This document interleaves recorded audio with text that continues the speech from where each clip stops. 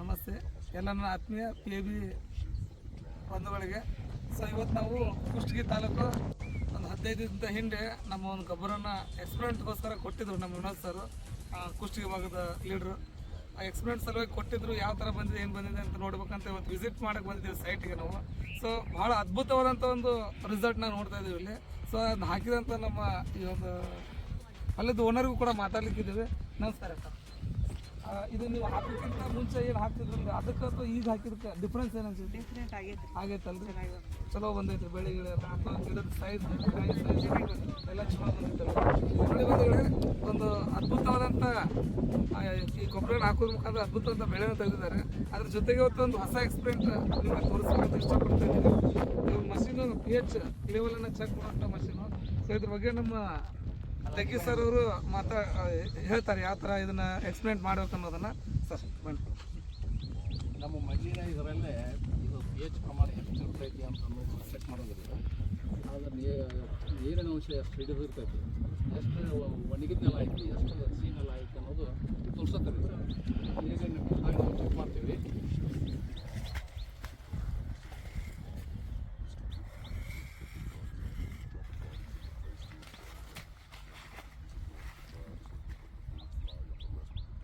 ಎಷ್ಟು ನೋಡ್ರಿ, ನಾನು ಕಾಣೋದು 7 ಐತಿ. 7 ಇದ್ರೆ ಕರೆಕ್ಟ್ ಅಂದ್ರೆ 7 ಪಾಯಿಂಟ್ ಇರ್ಬೇಕು ರೀ. 7ಕ್ಕಿಂತ ಕಡಿಮೆ ಇರಬಾರ್ದು ರೀ. 7ಕ್ಕಿಂತ ಕಡಿಮೆ ಇತ್ತಪ್ಪ ಅಂದ್ರೆ pH ಪ್ರಮಾಣ ಇದು ಇರೋದ್ರಿ. ಈಗ ಆಲ್ರೆಡಿ ಗೊಬ್ಬರ ಕೊಟ್ಬಿಟ್ರಿ ನೀವು ಇದಕ್ಕೆ. ಕೊಟ್ಟಿದ್ದಕ್ಕೆ pH ಪ್ರಮಾಣ ಸರ್ ಕಂಟಿನ್ಯೂ ಆಯ್ತು ಸರ್. ನೋಡಿ ಸ್ನೇಹಿತರೆ, ಈ ಒಂದು pH ಲೆವೆಲ್ ನಮ್ಮ ಗೊಬ್ಬರ ಹಾಕೋದ್ರಿಂದ ಆ ಪ್ರಮಾಣ, ಭೂಮಿಯ ಫಲವತ್ತತೆ ಪ್ರಮಾಣ ಕೂಡ ಭಾಳ ಅದ್ಭುತವಾಗಿ ಬಂದಿದೆ. ಸೊ ನೋಡಿ, ಮಿನಿಮಮ್ 7 pH ಲೆವೆಲ್ ಇರಬೇಕಂತ ಹೇಳ್ತಾ ಇದ್ದಾರೆ ಸರ್. ಅದ್ರ ಪ್ರಕಾರ ನಮ್ಮ ಗೊಬ್ಬರ ಕೊಟ್ಟೋದ್ರ ಮುಖಾಂತರ pH ಲೆವೆಲ್ 7 ಕೂಡ ಬಂದಿದೆ. ಸೊ ಇಂಥ ಒಂದು ಅದ್ಭುತವಾದಂಥ ಒಂದು ರಿಸಲ್ಟನ್ನು ನಮ್ಮ ಡಾಕ್ಟರ್ ಬೂಮ್ ಪ್ರಾಡಕ್ಟಿಂದ ತೆಗಲಿಕ್ಕೆ ಆಗಿದೆ. ಸೊ ಅದ್ರ ಜೊತೆಗೆ ಈ ಒಂದು ಆರ್ಗ್ಯಾನಿಕನ್ನು ಯೂಸ್ ಮಾಡೋದ್ರಿಂದ ನಮ್ಮಲ್ಲಿ ಬರುವಂಥ ಬೆಳೆಗಳು ಕೂಡ ಭಾಳ ಗುಣಮಟ್ಟದ ಬೆಳೆ ಬರುತ್ತೆ. ಅದ್ರ ಜೊತೆಗೆ ಏನು ಇವತ್ತು ನೋಡ್ತಾ ಇದ್ರೆ ಇಳುವರಿ ರೈತರಿಗೂ ಕೂಡ ಅತಿ ಕಡಿಮೆ ಖರ್ಚಿನಲ್ಲಿ ಒಂದು ಒಳ್ಳೆಯ ಇಳುವರಿನ ಕೂಡ ತೆಗಿಬೋದು. ಸೊ ಈ ಭಾಗದ್ದೇ ಇದು ಒಂದು ಗೊಬ್ಬರನ ಕೊಟ್ಟು ಭಾಳಷ್ಟು ಜನರಿಗೆ ಎಕ್ಸ್ಪೆರಿಮೆಂಟ್ ಮಾಡಿದ್ದಾರೆ ವಿನೋದ್ ಸರ್, ಭಾಳ ನಮ್ಮ ಭಾಗದ ಗ್ರೇಟ್ ಲೀಡರು. ಅವರು ಕೂಡ ಇದ್ರ ಬಗ್ಗೆ ಒಂದೆರಡು ಮಾತು ಮಾತಾಡ್ಲಿಕ್ಕಿದ್ದಾರೆ, ಕೇಳಿ ಪ್ಲೀಸ್ ಸರ್. ಸರ್, ಇವತ್ತು ನಾವು ಯಾವ ಥರ ಅಂದ್ರೆ ರೈತರಿಗೆ ಯಾಕೆ ರೆಫರ್ ಮಾಡ್ತಾ ಇದ್ದೀವಿ ಅಂದ್ರೆ, ಇವತ್ತು ನಾವು ಭೂಮಿಯೊಳಗೆ ಬರೀ ರಾಸಾಯನಿಕ ಯೂಸ್ ಮಾಡ್ತಾ ಇದ್ದೀವಿ, ಕೆಮಿಕಲ್ ಹೊಡಿತಾ ಇದ್ವಿ, ಸ್ಪ್ರೇ ಎಲ್ಲ. ಇವತ್ತು ಭೂಮಿಗೆ ನಾವು ಏನು ಮಾಡ್ತಾಯಿದ್ವಿ, ನಮ್ಮ ಎರೆಹುಳು ಮತ್ತು ಬ್ಯಾಕ್ಟೀರಿಯಾ ಎಲ್ಲ ಜೀವಾಣುಗಳು ಏನಾಗ್ತಾವೆ ಹಾಳಾಗ್ತಾ ಇದ್ದಾವೆ. DAP ಮತ್ತು ಯೂರಿಯಾ ಎಲ್ಲ ನಾವು ಯೂಸ್ ಮಾಡ್ತಾಯಿದ್ವಿ ಭೂಮಿಗೆ.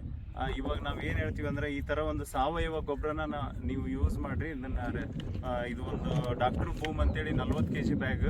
ಇದ್ರೊಳಗೆ ಕಂಟೆಂಟ್ ಬಂದು ನಿಮ್ಗೆ ಮೀನಿನ ಎಲುಬಿನ ಪೌಡ್ರು, ಬೇವಿನ ಹಿಂಡಿ, ಅರಿಶಿನ ಹಿಂಡಿ, ಆಮೇಲೆ ಎಲ್ಲ 32 ಪ್ರಕಾರದ ಜೀವಾಣುಗಳನ್ನು ನಾವು ಸಮೃದ್ಧಿ ಮಾಡಿರ್ತಾರೆ ಈ ಪ್ರಾಡಕ್ಟಲ್ಲಿ. ಇದು ಭಾಳ ಒಂದು ಅತ್ಯುತ್ತಮ, ರೈತರಿಗೆ ಒಂದು ವರದಾನ ಅಂತ ಹೇಳ್ಬೋದು. ಈ ಗೊಬ್ಬರ ನೀವು ಯೂಸ್ ಮಾಡಿದಾಗ ಒಂದು 2 ಸಾಲ ಬಿಟ್ಟು ಹಾಕಿ ನೋಡಿರಿ.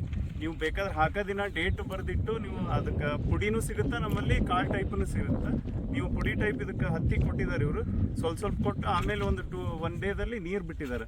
ಬಿಟ್ಟ ಮೇಲೆ ಆ ಡೇಟ್ ಬರೆದಿಟ್ಕೋಬೇಕು ನಾವು ಕೊಟ್ಟಿದ್ದ ದಿನಾನ. ಆ ಡೇಟ್ ಬರೆದಿಟ್ಟು 8 ಡೇಸ್ನಾಗ ನಿಮಗಲ್ಲಿ ಡಿಫ್ರೆಂಟ್ ಗೊತ್ತಾಗುತ್ತೆ. ಹೆಂಗೆ ಮಾಡ್ಬೇಕಂದ್ರೆ, ಒಂದು ಸಾಲಾದರೂ ಬಿಡ್ಬೇಕು ನೀವು, ಇಲ್ಲ ಒಂದು 10 ಗಿಡ ಆದರೂ ಬಿಡ್ರಿ. 10 ಗಿಡ ಬಿಟ್ಟು ಈ ಗೊಬ್ಬರ ಕೊಟ್ಟ ಮೇಲೆ ನಿಮ್ಗೆ ಡಿಫ್ರೆನ್ಸ್ ಗೊತ್ತಾಗ್ಬಿಡುತ್ತೆ ಆಟೋಮೆಟಿಕ್.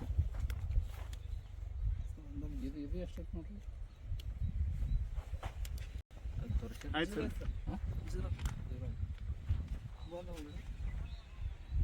ಬಂದ್ ಮಾಡಿ ಈಗ ಆನೈತೆ.